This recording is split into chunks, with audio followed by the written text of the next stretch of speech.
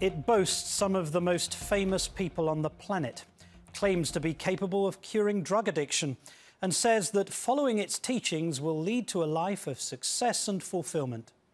And yet, despite these promises, Scientology remains an organisation mired in controversy. Tonight, we look at new allegations concerning Scientology's leader, David Miscavige.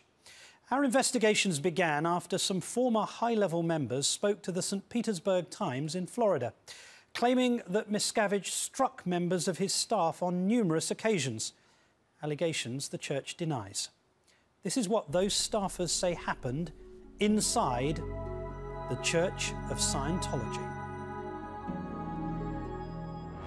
The Church of Scientology. Some call it a manipulative cult. The controversial Church of Scientology. 8 fellow members of the Church of Scientology. Others say it's a well-established religion that helps people reach their potential. A lawyer for the Church of Scientology. All 3 of those Scientologists. Since its inception in the 1950s, the Church of Scientology has rarely been far from controversy. You don't know the history of psychiatry. I do. You are quoting the second half of the interview! And now it's under attack again.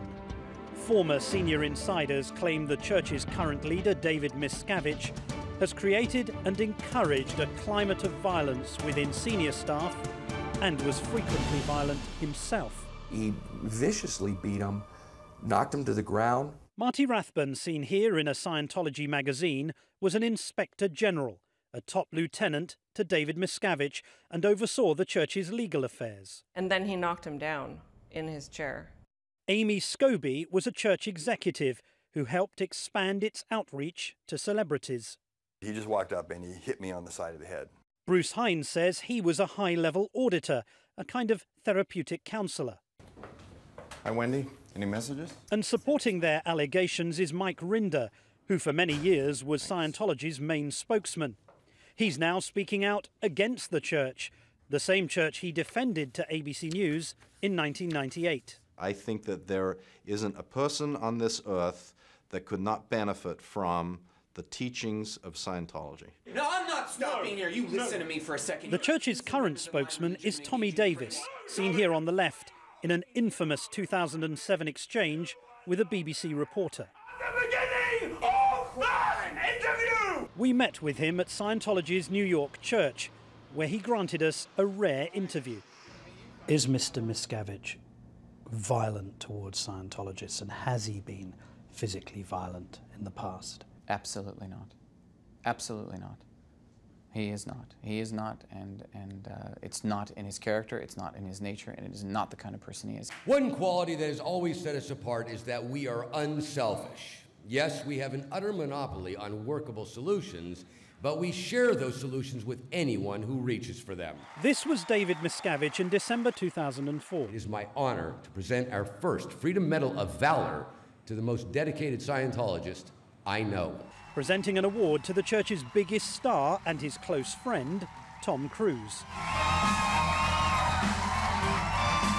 But the private face of Miscavige, according to these former Scientologists, is very different. Do you think David Miscavige should continue to be the figurehead of the Church of Scientology? No. I'll just say it outright. I consider him to be a sociopath. I think the man's stark staring mad. Hello. My name is David Miscavige. Energetic and charismatic, David Miscavige quickly moved up the ranks after joining the church and became outright leader after Scientology founder L. Ron Hubbard's death. Approximately 2 weeks ago, he completed all of his research as he had set out to do, which he announced in this 1986 video. L. Ron Hubbard discarded the body he had used in this lifetime for 74 years, 10 months, and 11 days. I was very much involved in litigation that was going on ongoing cases, but also intelligence side of it. Just a few years into his leadership, David Miscavige and Marty Rathbun were battling back against detractors. And after this devastating article in Time magazine, which referred to Scientology as a thriving cult of greed and power, they decided to go on the offensive. Miscavige agreed to appear live on this broadcast in 1992. It remains his only television interview. There's a little bit of a problem in getting people to talk critically about the Church of Scientology because, quite frankly, they're scared. Oh, no. Well, no. I'm telling you, I'm telling you, people are let me explain something to you.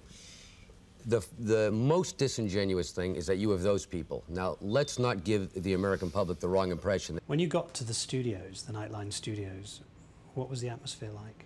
It was pretty electric. If you really looked at the big picture of what's happening in Scientology, it isn't really controversial. But these former senior Scientologists say as Miscavige's leadership progressed, he became increasingly eccentric. He got his beagle, and he literally had somebody tailor a blue vest sweater for his beagle dog and made up epaulets, these Sea Org ranks in the Sea Organization, and he had 4 stripes put on, captain, for the dog.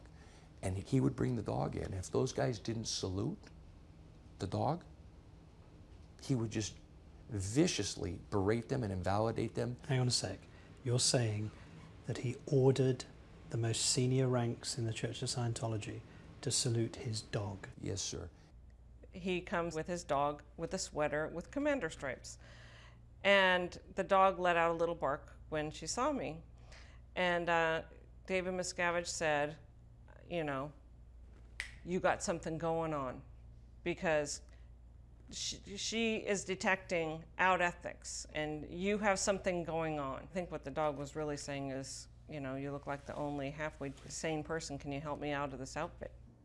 One former member says that Mr. Miscavige had a vest tailored for his dog with epaulets, similar to those that would be worn by Sea Org members.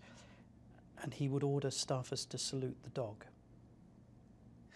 That is utterly, completely, totally ridiculous. Your own reaction was one of complete disbelief, I think it's fair to say. Because it's unbelievable. And yet, there are consistencies between individuals who observe the dog, dressed in a particular way, and a particular breed. Amy Scobie also confirms that Mr. Miscavige would bring his dog round dressed like a uniformed member, and if the dog barked, she says he would suggest that the individual towards whom the dog barked was behaving badly, had some kind of negative problem. Is that true? I don't know. I mean, maybe we should have the dog come in here and see if it barks at you, Martin. Marty Rathbun says it was much more serious than a uniformed dog.